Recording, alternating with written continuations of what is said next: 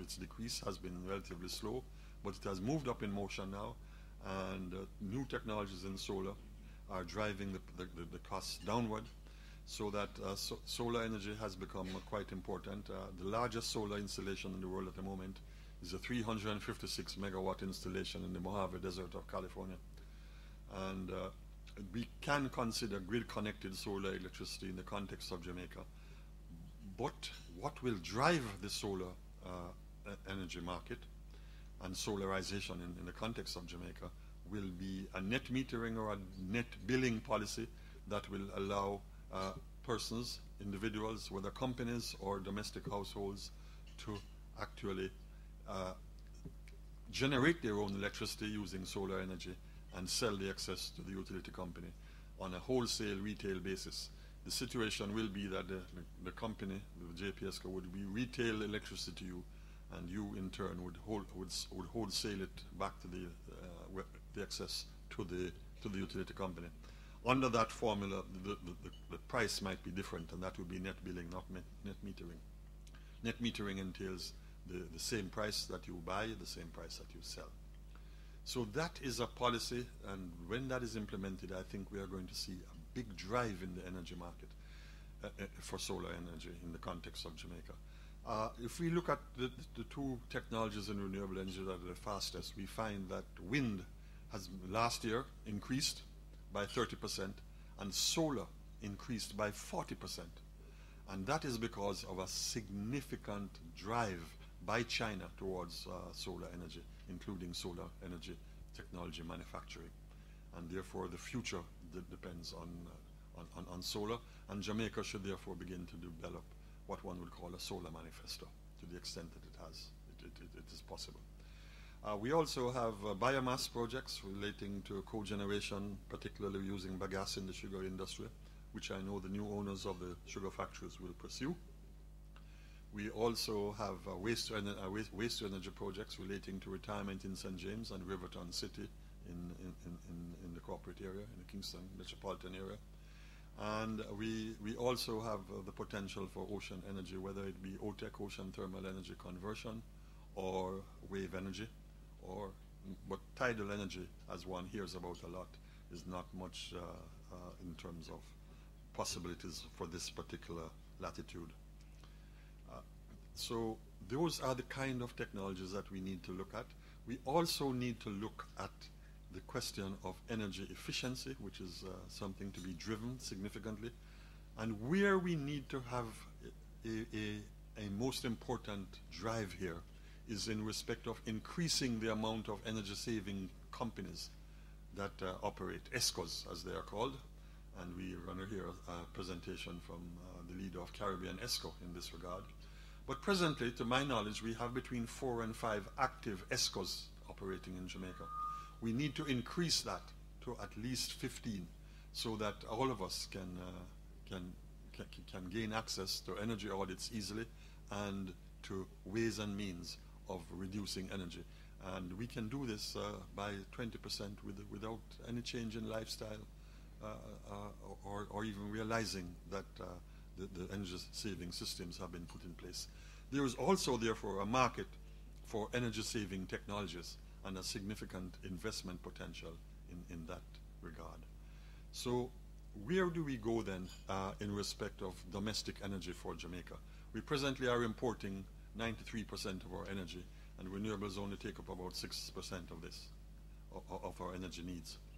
So that we need to really increase this significantly, and the policy indicates that by 2030 we should, by 2020 for example, we should be at least 15% and moving upwards, and it can be increased beyond that pace.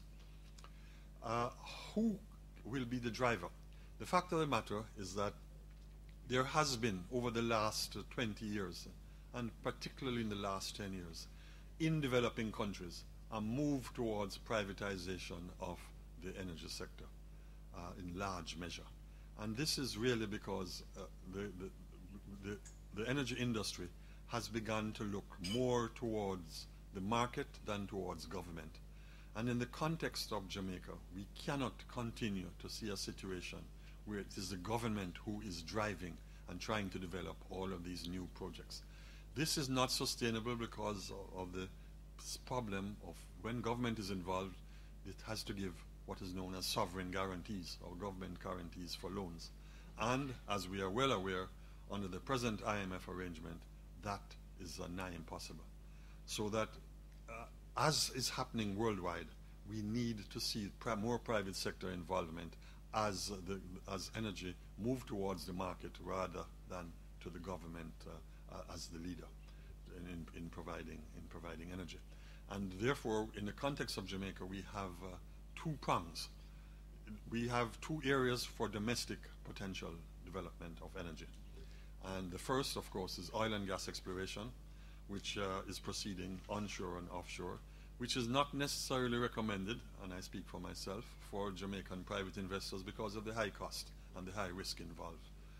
And we are looking for oil and gas offshore and onshore, and from time to time you see noises in the press about the potential for finding oil, which is possible, but we should manage our expectations there in respect of that. But there are a number of projects in respect of renewable energy that require the government to participate with the private sector or to have the private sector lead and develop these projects. I have named a number of them, and we can go through them on my paper, which you can read at your convenience. We'll list some of these technologies. There is also the long-term potential for nuclear energy in the context of Jamaica, which might be in 2025 and beyond, when small nuclear plants become quite viable. But that's not an indigenous source of energy, although the cost of energy from a nuclear plant will be much cheaper. So let us again go back to the renewable energy projects and how the private sector should be involved. The private sector should be involved with doing and assisting with their own feasibility studies on some of the technologies that I have mentioned, in partnership with government or by themselves. One of the inputs required in nearly all projects is acquisition to land, and we should now begin to look at where renewable energy projects can be developed and how can the land be made available to do so. Because what we are seeing is that in some circumstances we have a project or possibility in a particular area, but the land access becomes difficult. So that has to be addressed right up front as a priority.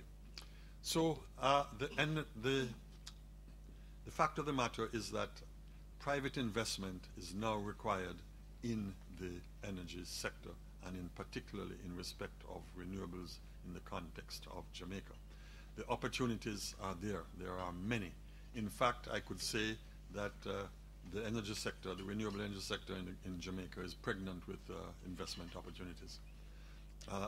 What we need is to get financing, and we need also to have the local banks and the local finance houses more and more involved with financing, because it is my thesis that no country is going to proceed forward unless and until its local and indigenous financial sources begin to spend and to give loans towards this.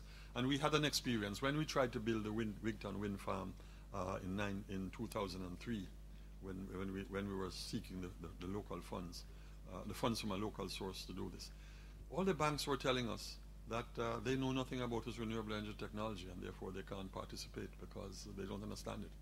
I think this will have to change, and financial houses will have to begin to regard this as a very important area for their loan portfolios. The Japanese have examples of this, the Chinese are now examples of this, and the Russians are now examples of this, and so are the Brazilians. And those are some of the BRIC countries that I've named. The fact of the matter is that energy is the engine of economic growth. It is as important, it comes in importance after air, water, and land. And the opportunities therefore exist for the Jamaican private sector to participate fully in this particular matter. As the engine of economic growth, they could now participate not only in making profits,